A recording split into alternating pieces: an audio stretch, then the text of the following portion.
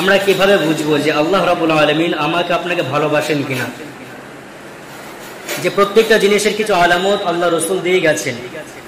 যখন একজন ব্যক্তি তার ভিতরে কিছু আলামত পাবে, কিছু নমুনা পাবে, কিছু কাজ যখন তার ভিতরে পাবে, তখন ওই ব্যক্তি বুঝতে পারবে যে আল্লাহ রাব্বুল আলামিন আমাকে ভালোবাসেন, আল্লাহ রহমতের দৃষ্টি আমার উপর পড়েছে, আমার উপর পড়তেছে, তখন বুঝতে পারবে।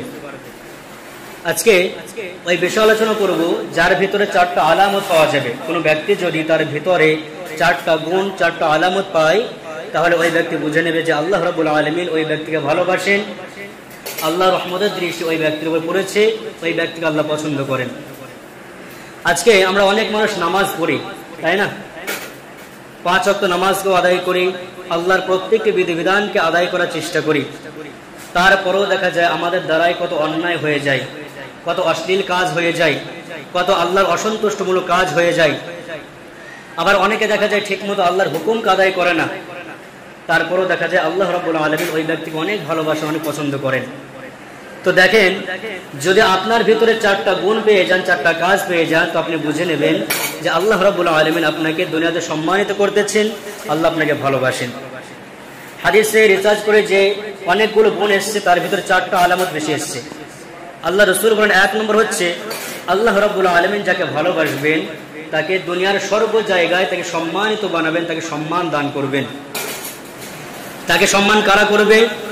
যে আল্লাহ রসুল বলেন, যখন কোনো বান্দা, কোনো ব্যক্তি, কোনো আমার উম্মত যখন বুঝতে পারবে, দেখতে পাবে তাকে আল্লাহওয়ালা মানুষগুলো ভালোবাসতেছে, অন্তর থেকে মহাব্বত করতেছে। একজন নামাজি ব্যক্তি, একজন পরেশগার ব্যক্তি, একজন আলেম মানুষ, যারা সমাজে প্রতিষ্ঠিত, একজন ভালো মানুষ, সেই ব্যক্তি তাকে সম্মান করতেছে, তার জন্য দোয়া করতেছে, অন্তর থেকে মহাব্বত করতেছে। যখন এই জিনিসটা তুমি উপলব্ধি করতে পারবে, দেখতে পাবে, তখন বুঝে নেবে আল্লাহ রাব্বুল আলামিন অবশ্যই তোমাকে ভালোবাসে। এবার বুখারী শরীফে হাদিস এসেছে, আল্লাহ রাব্বুল আলামিন যখন কাউকে ভালোবাসেন, কাউকে মহাব্বত করেন, তখন জিবরাইল আলাইহিস সালাতু ওয়াস সালামকে বলেন, হে জিবরাইল, আমি দুনিয়ার অমুক ওই নগণ্য গোলামকে ভালোবাসি, আমি অমুক আমার গোলামকে ভালোবাসি, তুমি তাকে ভালোবাসবে। জিবরাইল আলাইহিস সালাতু ওয়াস সালাম আসমানের সমস্ত ফেরেশতাদেরকে বলে, হে ফেরেশতারা, তোমরা শোনো, আল্লাহ রাব্বুল আলামিন দুনিয়ার ওই ব্যক্তিকে, ওই মানুষটাকে ভালোবাসেন, আল্লাহ পছন্দ করেন, আল্লাহ তাকে মহাব্বত করেন। আমি জিবরাইল আলাইহিস সালাতু ওয়াস সালাম, আমিও তাকে ভালোবাসি, অথচ তোমরাও ওই ব্যক্তিকে ভালোবাসবে, তার জন্য রহমতের দোয়া করবে। এরপরে জিবরাইল আলাইহিস সালাতু ওয়াস সালাম জমিনে যে ফেরেশতাগুলো আসা যাওয়া করে যারা থাকে, আল্লাহ রাব্বুল আলামিন নির্দেশে জিবরাইল আলাইহিস সালাতু ওয়াস সালাম তাদেরকে বলে, হে জমিনের ফেরেশতারা, তোমরা শোনো, আল্লাহ রাব্বুল আলামিন দুনিয়ার অমুক ব্যক্তিকে ভালোবাসে, আমি জিবরাইল আলাইহিস সালাতু ওয়াস সালাম তাকে ভালোবাসি, আসমানের ফেরেশতারা ভালোবাসে, অথচ তোমরাও ওই ব্যক্তিকে ভালোবাসবে, কারণ ওই ব্যক্তিকে কে ভালোবাসে? আল্লাহ ভালোবাসে। তো এক পর্যায়ে আল্লাহ রাব্বুল আলামিন যাকে ভালোবাসবেন, তাকে দুনিয়ার সর্ব জায়গায় আল্লাহ তাকে সম্মান দান করবেন, তাকে কোথাও আল্লাহ ছোট করবেন না। তাকে সম্মান কারা করবে?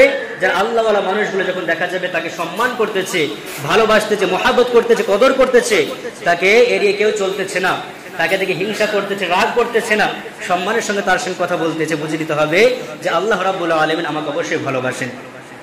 তাহলে এবার আমাদেরকে মিলাতে হবে যে আল্লাহ রাব্বুল আলামিন আমাকে ভালোবাসে কিনা।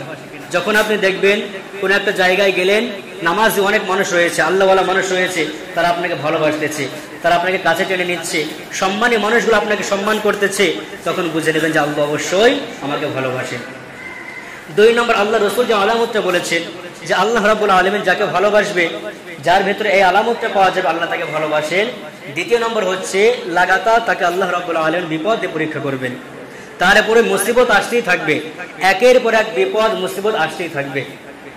আজকে দুনিয়াতে আমরা কি মনে করি, যখন দেখবেন যে আমাদের উপরে মুসিবত আসে, কোনো একটা বালা মুসিবত দেখা দেয়, বিপদ আসে, আমরা কি মনে করি যে আল্লাহ হয়তো আমাকে ভালোবাসেন না, আল্লাহ হয়তো আমাকে পছন্দ করেন না, আল্লাহ হয়তো আমার প্রতি নারাজ হয়ে গেছে, এই জন্য আমার প্রতি একের পর এক বিপদ আসতেছে, মনে করি না বলেন?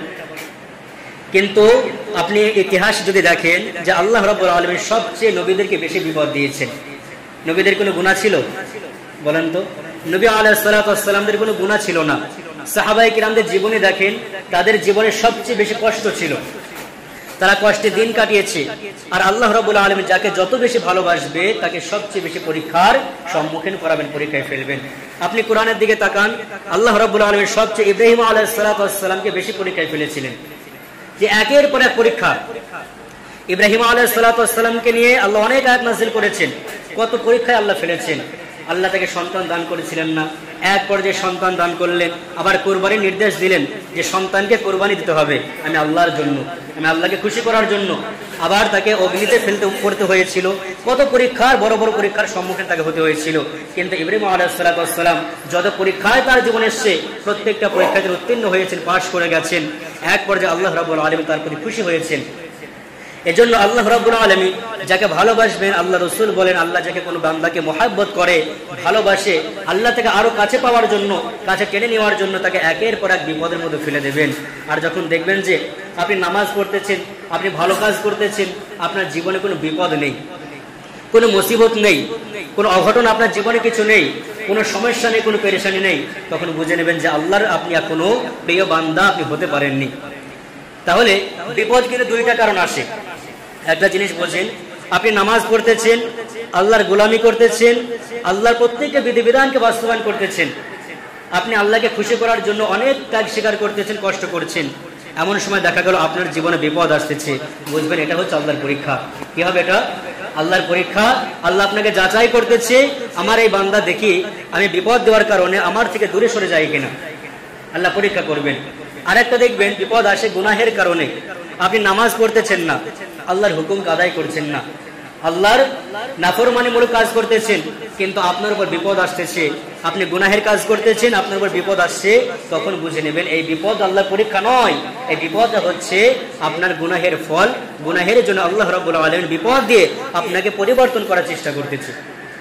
তাহলে যখন আপনি নামাজ পড়বেন, আল্লাহর হুকুম আদায় করবেন, আপনি একজন মুমিন হিসাবে যখন বুঝে নেবেন আমি একজন মুমিন বান্দা, আল্লাহ প্রত্যেককে বিধিবিধানকে আদায় করতেছেন, তখন বিপদ আসলে বুঝে নেবেন আল্লাহ আপনাকে পরীক্ষা করতেছে। তো আল্লাহ রাসূল বলেন আল্লাহ রাব্বুল আলামিন যাকে ভালোবাসবেন, মহব্বত করবেন, দ্বিতীয় যে আল্লাহ পরীক্ষা করবেন, তাকে নানা বিপদ দিয়ে, একের পর এক বিপদ মুসিবত দিয়ে আল্লাহ পরীক্ষা করবেন, তাকে বিপদে ফেলে দেবেন। এরপরে আল্লাহ রাব্বুল আলামিন যাকে ভালোবাসবেন, 3 নম্বর তাকে যে আল্লাহ সমস্যায় ফেলবেন, 3 নম্বর যে গুণটা পাওয়া যাবে, 3 নম্বরটা হচ্ছে আল্লাহ যাকে পছন্দ করবেন তার দ্বারাই ভালো ভালো কাজ দুনিয়াতে তাকে করাবেন, তার দ্বারাই সমাজমূলক কাজ, ভালো ভালো কাজ, কল্যাণমূলক কাজ তার দ্বারাই করাবেন।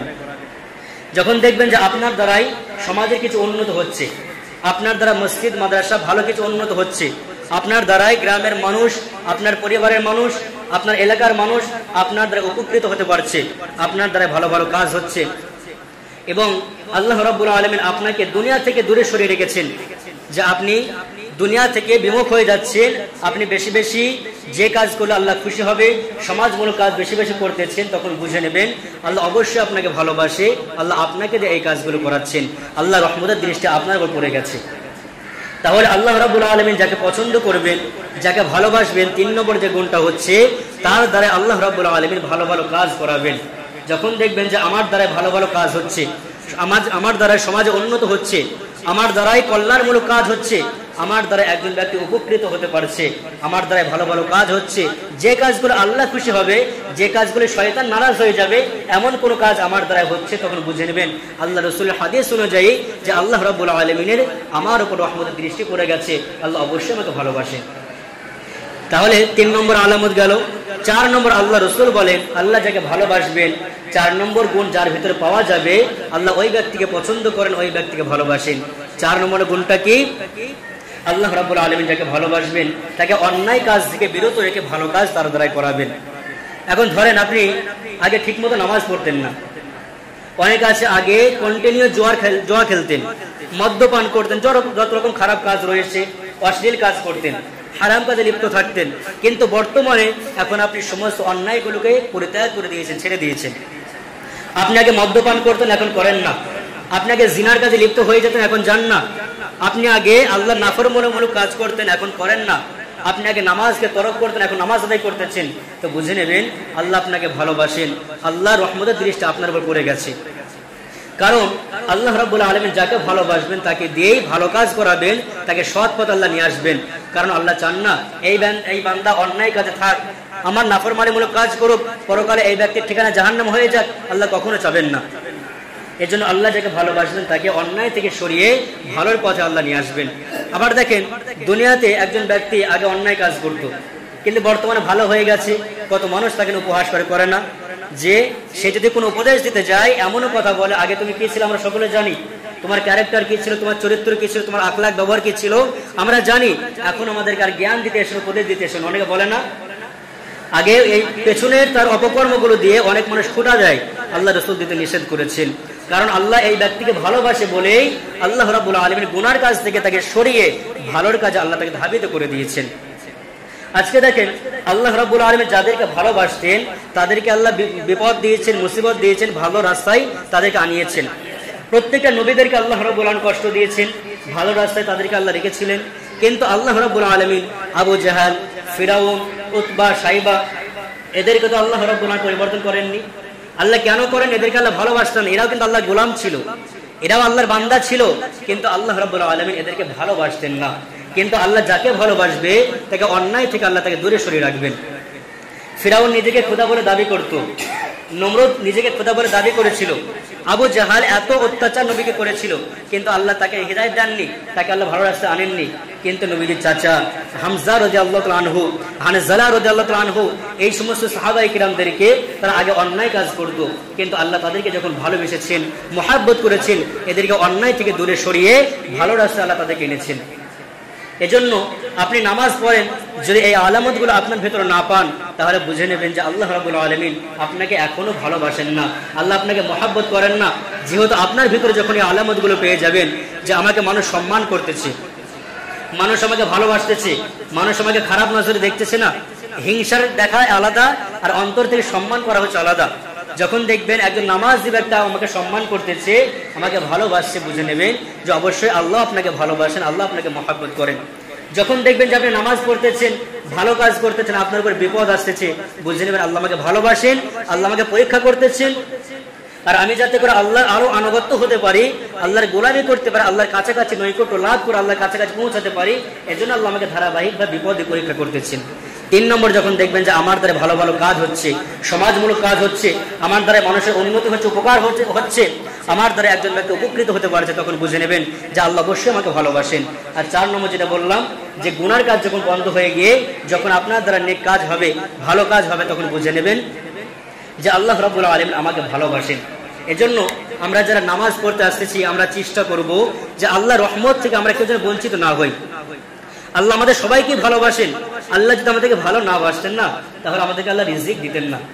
আল্লাহর যদি আমাদের প্রতি গুসা রাগ থাকতো, আমরা যে পরিমাণ অন্যায় করি, যে পরিমাণ আল্লাহর নাফরমানি করি, যে আল্লাহর যদি আমাদের প্রতি নারাজ থাকতেন, আল্লাহ আমাদেরকে না খাইয়ে দুনিয়া থেকে বিদায় করে দিতেন, তুলে নিতেন, আল্লাহ রিজিক দিয়ে সুস্থ হালাত দুনিয়াতে জীবনযাপন করতে দিতেন না।